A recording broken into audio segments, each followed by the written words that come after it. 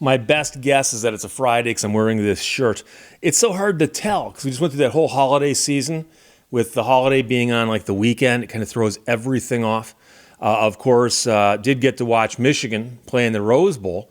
Resulting from that is their ability to then play this upcoming Monday night. So that was cool. But I think it'll be a week or two before I get back in today's Friday and it'll feel like a Friday. Today feels kind of like a Wednesday.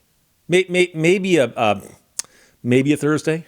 So I did the video not so long ago about the large language models like AI, Chat GPT, and so on, being sued for using copyrighted materials.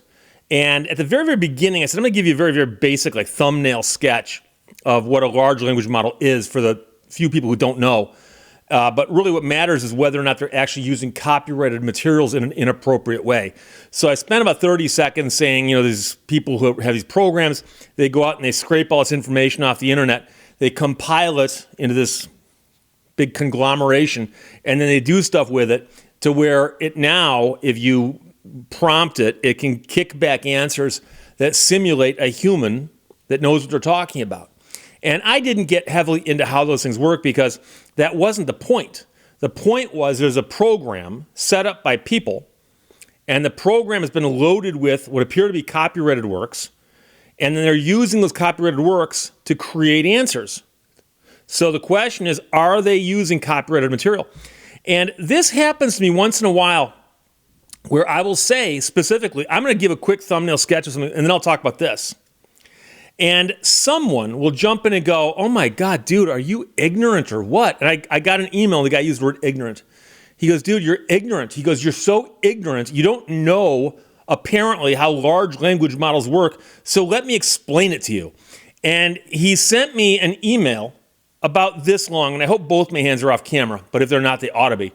Because he sent me like a 10 or 20,000 word dissertation on how AI works with large language models, which wasn't the point at all. The point was, are they using copyrighted material, yes or no?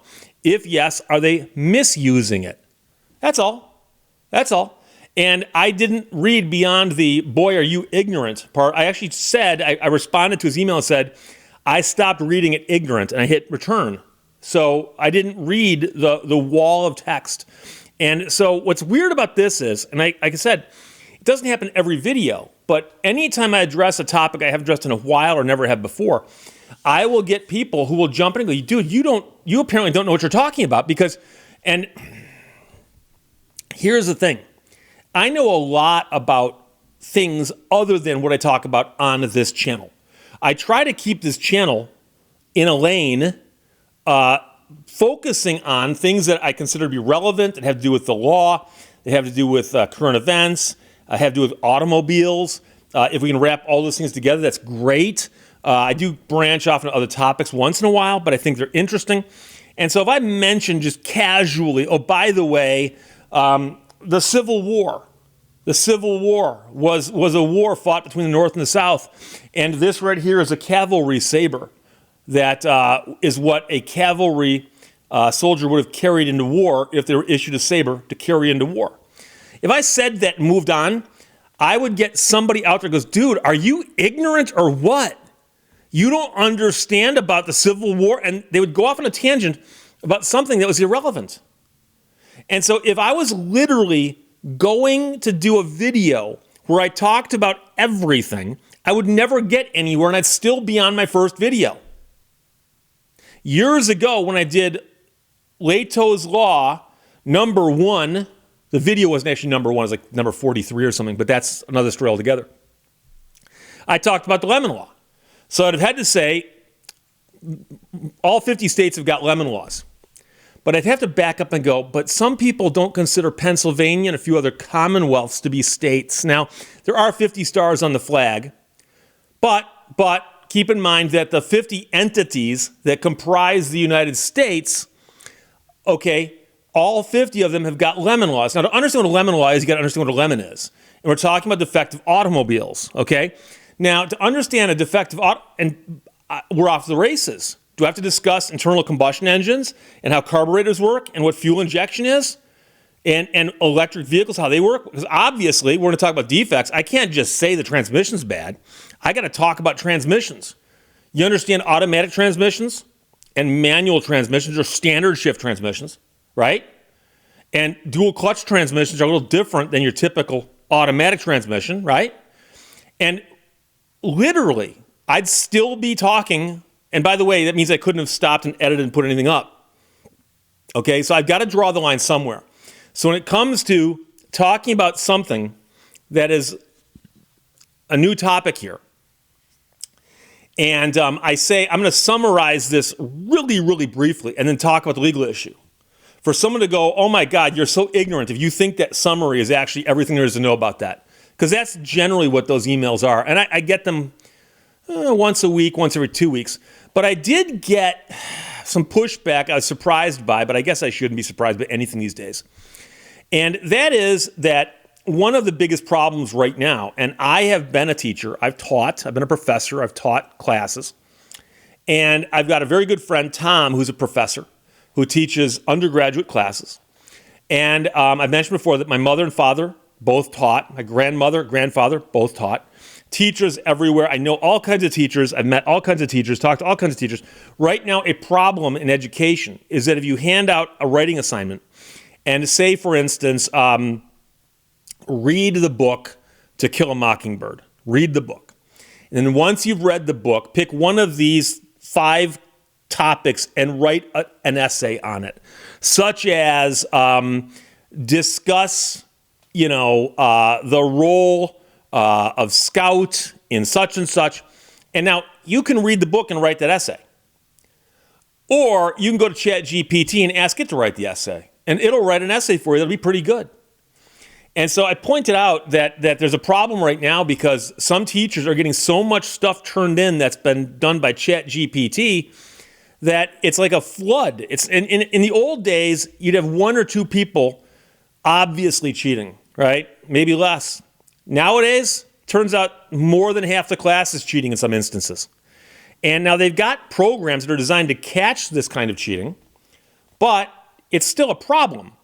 I had a guy write to me and go, so if the assignment is for my kid to go do a bunch of research and write a paper, what's the difference between my kid telling ChatGPT to do the research and write the paper? What's the difference? What's the difference if I take a knife and chop up some carrots, or I throw it in a blender and hit blend? What's the difference? Well, one, it's being done by the knife in your hand. The other is being done by machine. I mean, okay, and that gets us back to the whole thing that your kid is not going to go scrape all the language off the entire internet and then write a paper, okay? Your kid would read the book and write the paper. ChatGPT has read the book, it has the book in its data, as well as all kinds of reviews of the book, and it'll probably harvest stuff from those reviews to answer your question. So it is very different. But the fact that an adult actually suggests that they have no problem with their kid cheating on an assignment, because what's the difference, really does kind of shock me. It does. But then again, nowadays, I guess nothing really shocks me. So I've mentioned that before. I have to mention that several people, in response to me mentioning this, did go to ChatGPT and say, would you please tell me what the first paragraph is of Steve Lehto's book, Death's Door? And in response to a prompt like that, it would come back and say, I cannot tell you that because that's copyrighted material. So apparently some of these issues have been anticipated by the people who make these programs. And that's good. That's good. Now, I don't know if they've actually taken the entire contents of any of my books and incorporated that into their language bank. I don't know. I don't know if they have or not. But I saw several people send me these emails and say, by the way, it claims it does not have access to your books. Now, it might just be my books, because my books, like Death's Door, is published by a local publisher here in Michigan. Maybe that's not as easy to get your hands on as something done by a national publisher. But then again, my book, American Murder Houses, was put out by Penguin, which is a huge publisher. So I don't know. Shifting gears here suddenly, as if I'm shifting gears of the Muncie Rock Crusher. For those of you who want more transmission talk on this channel. I do get strange emails from time to time, and I have to mention them. And I got a really weird request, although I've gotten this request before in different forms, but the reaction was what surprised me. I got someone who asked me if they could have me be their mentor. They want to be my mentee, I guess. I don't know if that's the proper term, but they want me to be their mentor. And I responded back and I said, I'm really sorry, I haven't got time to do that. And quite frankly, I'm not even sure what that means. Do they want to shadow me for a day? Do they want to come hang out in my office for a day? Do they want to have Zoom calls once a week? I mean, I don't know what that means, be my mentor. So they said, will you be my mentor? And I said, no. And they got pissed off about it. Now, there's 35,000 attorneys in Michigan. If you ask one to be your mentor and he says no, go ask some of the other 35,000 attorneys out there. Ask them. Really? You ask one and you get mad? So, I don't know about that. I also get this email, and these kind of things are just more annoying than anything else. I get this email about once a day now, and it's somebody who wants to hack into my email. And it just says, yes, we are your email provider, and we've received the notification that you want to shut down your email account. So unless you are okay with that, we're going to shut down your email account. But if you want to countermand that order, just click below. If I'd asked to shut my email account down, shut it down. But what's really funny, and I understand that there's somebody sitting in an internet cafe in the Congo sending out millions of these emails. I understand that. But the funny part is that my email is actually run by a friend of mine. I didn't go with a big email provider, and I also didn't go with Gmail. I have a small email provider, and it's run by a friend of mine. If I was to cancel my email, I'd call my friend and say, cancel my email.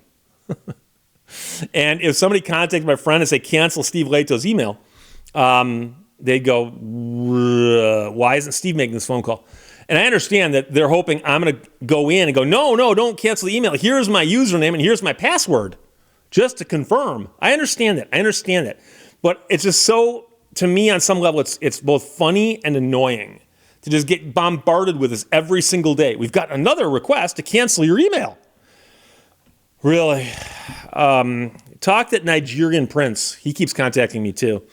And then finally, I got to tell you, and again, where does the time go?